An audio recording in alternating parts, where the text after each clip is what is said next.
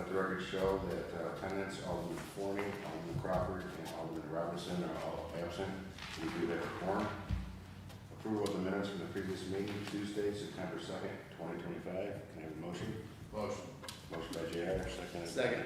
Joe. All in favor? Aye. Opposed? First item for unfinished business is Queen Street Railroad pedestrian crossing lighting. So turn it over to Director Sprague to see if there's any updates. There is an update.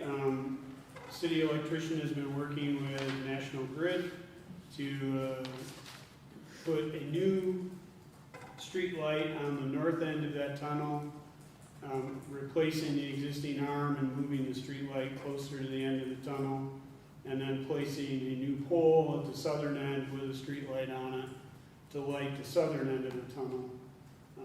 We don't have the details from them yet, either for cost or the specific luminaries. When we get those details, we'll check the geometry and see if we have indeed full penetration of the tunnel with the light. So, Okay. Anybody have any questions? Rough time frame? I have not heard when National Grid would be offering up that estimate, but Dave met with them, I'm going to say a week ago, so hopefully it doesn't take much longer. I'll get a time frame for it. So you think that can be postponed for 2 weeks and the cost? Just put it up for a month. Hopefully, yeah. Or do you want? Well, why don't we put it off for a month, and then if I get better news, I'll work with Tiffany and move it forward. Yeah, I think just email it, we can move it up 2 weeks if we need to. Yeah. Was there any consideration for doing tube lighting down that, the passageway? We did look at adding lighting on the inside of the tunnel. We have a couple of concerns with that. Physically, it puts the lighting down where, excuse me, it's subject to mischief, if you will. It's not tamper-proof. And it also is, it's more expensive in that we would have to set an additional service, electrical service, just to run that lighting. So we're pursuing these lights using essentially street lights so that they're up in the air and it would just be added to the city's street light tariff. So we'll postpone this for 1 month unless you have good news and want to bring it back sooner. Okay. Dave? Yes. Jim, was that just gonna be a basic street light, or were you talking about something where they were gonna come down the pole and kind of like? We questioned them on that. They do have some other lighting fixtures. Okay. The gentleman, or people, I guess I don't even know, who met with Dave Cam, weren't excited, if you will, about using one of them, so they're gonna propose essentially a regular street light. Okay. I just remember we talked about that. That's Yeah, and then we'll check the photometrics and see where I get. Okay. Any other questions? Okay, carrying on to new referrals for consideration. Safety issues were brought up by Alderman McCall for North 4th Street between West Sullivan and Washington Streets. So, yeah, this area, is, as everybody is aware, between the school area, it's challenging, it's congested, and I had a mom call me who expressed concerns having an autistic child, and just with some of the issues with people speeding, and as you know, there's a yield sign there by Oak Hill, so it's, you know, they don't necessarily stop. The fact that the school sign is almost to the corner of Sullivan, and yes, everybody should know that this Olean High School is there.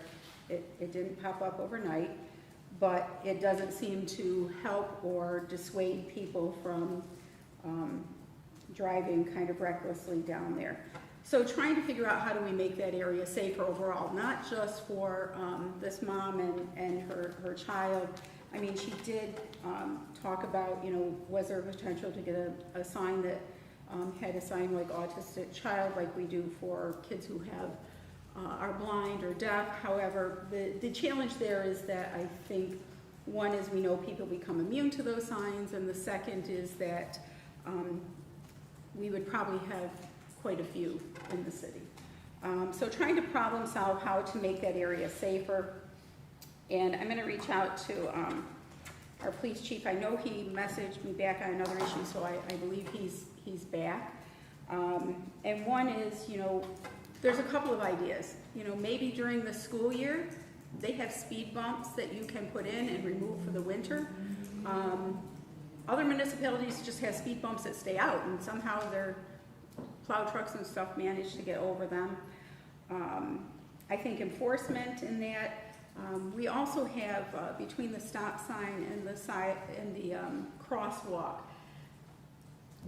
I don't know if that's, my sense is it probably must be the same everywhere, but it's probably more problematic simply because of the placement and being next to the school. So there's lots of issues there. We've, along the, I think of all the streets other than a portion of North Third, this portion has had the most kind of concern brought up about it. So I would like to, I'm gonna reach out, and anyone who has thoughts or ideas on that, you know, I was mentioning that one of the schools I drive past has, it's the same school sign, but it just has lights outlining it. You know, she had asked, and I think that, and maybe James knows the answer to this, but I think that those where it says you're going X number of speed tend to be more for middle school and lower grades. I mean, I don't think I've seen them kind of at the high school level. But on the other hand, if we did that, we'd really need to, there's, you know, put them in from 4 different directions. So I don't think that's realistic. So I'm open for if you guys have any ideas, suggestions, and then I'll also take them to the police chief to see how we can make that area safer, not just for this family, but for everybody who goes down that street, parks on that street. And I do think that there are some issues in terms of enforcement that we can ask for.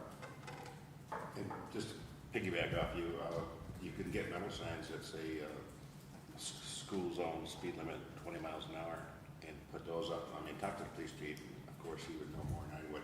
And they were talking about that yield sign. You could change that yield sign to a stop sign. Yeah, and actually there was nothing there, and when I first got on, I got that on as a yield sign, but I have been thinking about looking at that. And James, do you know where I mean? At Oak Hill Park, coming up west or Washington Street to North 4th, it's a yield sign. It's kind of that weird corner. Yep. But I think that also has merit, because I've thought about that too, because there used to be nothing there. So I don't know what your thoughts on that might be. I know I'm just throwing it at you, but maybe if you could take a look at that too, because it is an odd corner, and it should be, I think it probably should be a stop. I mean, I think in other places I've been, it's pretty much a stop and then a progress, but. Yeah. Sounds like we really need to sort of do a comprehensive review of multiple blocks Traffic patterns around in that area, and look at all the signage. You know, like the school signs, the school speed limit signs, that's something that you as the council would set, regardless of what type of school it is. So. Yeah, and when we look on West Sullivan, as we're approaching the school coming up the hill, the sign is way back. It's almost a block away from the sign that says, hey, there's a school here in essence. But on North 4th, it's almost to the stop sign before it is. So, you know, I think there is some merit for anyone new to the area. For most people, though, I do agree that it's mostly our own residents and stuff, and students who are driving that are not attentive. Okay. So perhaps, you know, the stop sign would be prudent, because I have given that thought. Yeah, probably what I would do is get together with the chief and put a PL in for next committee and have a stop sign request. And, you know, I've had a conversation with one of our aldermen, and actually that was one of the things we talked about is potentially a stop sign at that. So, any other thoughts or ideas? But if you got speeding concerns too, the police department does have that box where they can connect to the telephone poles, and they can monitor the speed for a week and give you a report to see if there's any speeders taking place. So Captain Marsville there usually handles that. You all set? Yep. So we'll put this back on for 1 month or 2 weeks? Why don't you do 2 weeks, and I'll get with the police chief in that time. I'll email out. Okay, so this will be referred for 2 weeks. As far as I know, there's no committee reports, correct, Tiffany? Correct. Motion to adjourn? Second. All in favor? Aye. Okay. Call the orders to the Operations Committee. Let the record show that all members are present with the exception of Alderman Crawford, who is absent. I'll make a motion for the approval of the minutes from September 2nd, 25. Can I get a second? Second. Second by Alderman Anastasia. All those in favor? Aye. Opposed? Unfinished business, motorized vehicles on the sidewalks. Chief Richardson sent out an email. We were waiting for some stuff that didn't come, and then it was coming this week, which it did. Looks like for about a month, they gave out 20 warnings, and then as of today, there was the arrest made under the city ordinance violation, and then the one for the vehicle and traffic law. I talked to Ron today. He said that they were approximate numbers because in the blotter, they don't have a drop-down menu that specifically says e-bike, bike, or scooter. But Jerry is gonna work so that way in the future, when we want a number, it'll filter it by that, because it took some legwork to try to, so not much he could do on that right now. He did say that they were kind of monitoring that. Another someone from the county called today and stated that they spoke with somebody from George Borello's office, who they are working something, because there's quite a few municipalities experiencing the same problem, and they're supposed to be giving some clarification on stuff from vehicle and traffic laws and such to let municipalities what they can do and can't do, and then they would filter that down to us. So, anything else on that?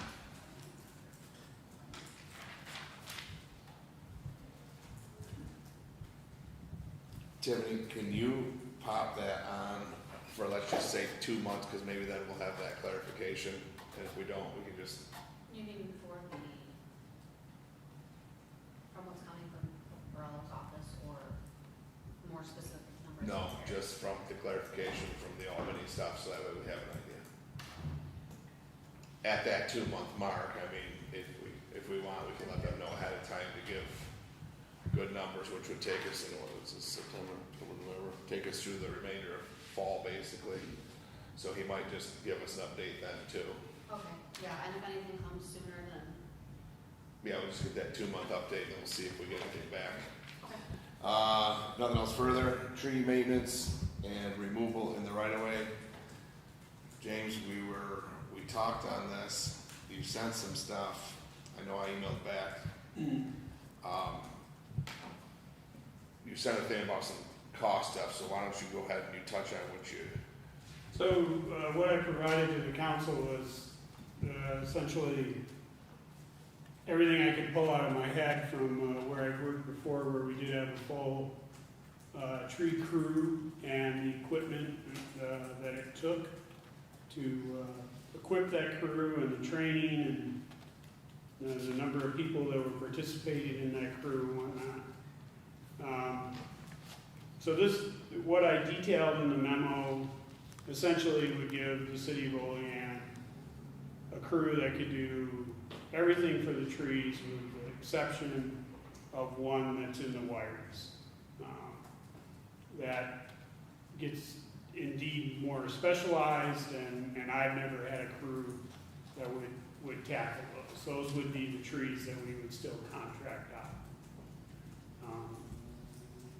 So this would, I can't say that this type of a tree crew would completely eliminate contracting for trees, but it would probably pull it down to a couple a year that you would contract out, and everything else would be done in-house. And the total cost of that was. The total cost is pretty high, and I mean, there's a lot of capital up front. trucks and other equipment, I know I came up with $467,750. And I do think if we're gonna tackle this, you're ultimately gonna add 2 people back in to either streets or parks, depending. Right now, it's essentially streets here in Olean, who handles these tasks more than parks. And, you know, I didn't go to the auditor and get the, you know, actual cost, if you will, fully loaded cost for adding those personnel. I just estimated it at $80,000 a person. So that's, you know, although the capital cost is high and perhaps scary, you know, the personnel cost is annual. So, kind of pick your poison. So, and then just before Dave jumps in, the one thing that I had asked you was that, I know I was speaking about, when I said about the city crews, was doing the trimming to the 8-foot heights around, because we were talking about the Right. visibility of the stop signs. I know specifically that's what I was trying to ask for, about them doing that, like not so much the overall tree removal too, though.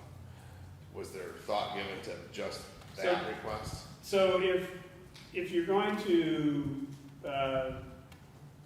pull that back, or pull yourself back to that, you know, obviously, all these trucks and whatnot, we don't really need. You're still gonna need the training. You're gonna swap chainsaws for power pole saws, which is what the crews typically use for what the arborists refer to as lifting a tree, which is trimming the branches up from the bottom. I don't know, I always thought that was kind of a weird term, but that's what they call it. So it's essentially that task. It is still, it's a labor-intensive task, because you end up, you know, you're just on foot, walking the streets, if you will. And then I think you would still need, if we're gonna do that really aggressively, I would argue some sort of a chipper is probably still appropriate, because you're gonna generate a lot of limbs. And that will make managing those limbs a lot easier. We reduce them to chips. And again, referring to my past experience, what we did is we took a 1-ton dump truck and had essentially a home-built box to go on top of it to serve as a chip truck.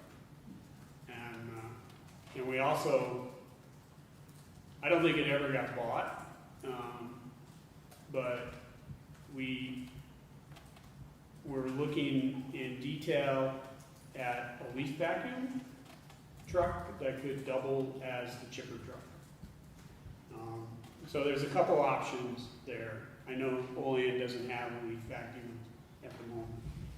That was asked a number of years ago, and I told you that kind of, Yeah. met one day, that was asked, but we were told that we're doing leaf pickup in the most efficient manner possible, so it was kind of kicked to the curb, foolishly in my opinion. Dave? So getting at the initial cost, it's about, you said it was about $467K. So, how do you propose it? Would this be a bonding, like for the vehicles and the new equipment that you need? Would that be like requesting a bond for those? You know, I would say it needs to be part of the city's overall capital plan for the fleet. And I presume at this point, yeah, we're probably bonding for those purchases. Does that include the 2 employees for the first year's cost? No. No, No, it does not. The first year, then would be 467 plus the 165. Yeah. And what's the current cost now when we put out the contract? Depends on what gets approved in the budget. Honestly, right now it's done backwards, if you will. Well, yeah, I guess you could say it's done backwards. You know, we get a budget from the council, and that's what we put we put out to bid as the maximum cost, and it's a unit price contract. So as we need those services, we hire them, and until we run out of money, basically. And as far as the wires, Or the Dave, branches in the wires, wouldn't Niagara Mohawk take care of those since it's wires and they're going through their power lines? Yes, you can request that. There's no guarantee you're going to get prompt service. So depending on the situation, you may want to still contract a tree company with the right expertise to get a tree down that needs to come down for other reasons that happens to be in the wires. Which is a good Well, the sign is discussion. gonna go. Yeah, I was just gonna say it was a good discussion because you've been bringing this up, that trees in the subway shouldn't be. Right, we're signing. Yeah, so I was gonna say, I mean, kind of scaling back, I think what you put together was a great proposal, and I think you're right, it needs to be part of our strategic planning and thinking where do we wanna go with that. But to the degree that we can do some stuff in-house, and that's what we've looked at, you know, what things can be realistically done in-house. I too agree, I thought that the idea of a leaf vacuum made a whole lot more sense than raking our leaves, which I view as unsafe, into the street, and then kind of, it is a process. But I would welcome you taking a look at the process that we do now, because I think it's an unsafe process with having everybody's leaves in the street. Sometimes they're 4 feet high in the street while waiting for them to come along and clean them out. Or like one day, I couldn't figure out what was wrong, and that they must have had left it for a minute because there was like a huge pile down the center of one of the streets I was on. So I would invite kind of some ideas on that. A couple other things, you know, I do think that we need to go, and I think we asked what would the cost be. You know, how can we come up with an annual cost of what it would be to maintain, remove the trees in the subway? Because I think for as long as I've been on the council, pretty much I've been advocating for that, because I think, as Jared has said before, we can't have it both ways. We can't say, well, you can't do anything in the subway. You can't get a tree out if you want to, if you don't like it. But then say, well, but that tree is kind of dead now, so you have to pay half, right? So I think it is the city's responsibility, particularly because we put them there. As for the arborist, I think that we've got to figure out in short order how to manage that. Somebody had a good suggestion. Was it you, Joe, last? Somebody had a suggestion. I said check with maybe Pfeiffer Nature. Oh, I said the school, one of the There. forestry schools. Yes. I mean, like Alfred or something. I agree to maybe see what we need to do on maybe even a as-need basis to contract. Because I know that we had issues with Oak Hill Park, with big limbs that have come down. We have a couple of big trees that are just dead, and we have neighbors who are hoping they don't come down on their house. And then, you know, I just think the idea of, what can we do in-house? Can we cut things to 8 foot? Does that make sense? And then I've been trying to say, how do we plan for things? So as you've kind of said, you know, we're kind of doing it a little backwards. We probably need to know what is the cost needed, build that into the budget versus setting a budget and then say, hey, go live with this, you know? And did we get the final, if we did, I apologize, on The ash tree. the ash trees? I think we got a final, right, Jim? I think the final numbers on that is we think we have about 60 left in the city. You're right, I'm sorry. But 10 About of them 10 are critical, need we don't know which ones are Prompt critical. attention. You're right, I forgot that. Yeah, so just kind of putting that in there so that we have the plan, because I think we're kind of wondering, we thought we had put enough money out there to clear them all, and did we get a number on the total number that did come down? So I think that's what we were asking too, of That number I haven't heard. yeah, Well, of those I dollars. think when Robert Thompson, Tiffany, he said that Cause that was way back under Director Thompson, wasn't that like 150 of them things? 100, there was quite a huge number. He estimated 150 at that time to take them down. based So, on- and then we funded the whole thing, so if they estimated 150, we funded the whole thing. Yes. And there's about 60 left, so then we're to Well, believe that about 90 have come down. Well, not 90, the 150 No, was the 150 were 150,000. That was how many dollars? Yeah, not Well, 150 Did you trees. say how many ash trees? I don't remember, to be honest. We'd have to dig, it was in Yeah. that presentation. But if we could know, I think we've been asking to try to figure out how many came down at what cost, so we have some idea of the cost breakdown for that. And You know. what percentage, I'm more concerned about the critical ones, Yeah. because that's what's gonna fall on someone's car house or whatever.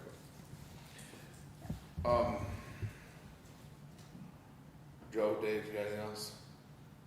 The only thing, I'll be honest, I look at the cost of this, what is the percentage of time in the year would this tree crew be working? Because there's only certain seasons you can do this work. And then what would we be doing with those resources off-season? So in my experience, and the time I spent in the city of Canandaigua was probably the most directly analogous. There, the parks crew handled all the tree maintenance. They would spend essentially January and February doing tree removals that they had previously planned for. There, we cut about 65 trees a year. We were then purchasing we were trying to purchase 100. We didn't get quite to 100. We were usually in the 90s, depending on the cost on any given year from the nurseries.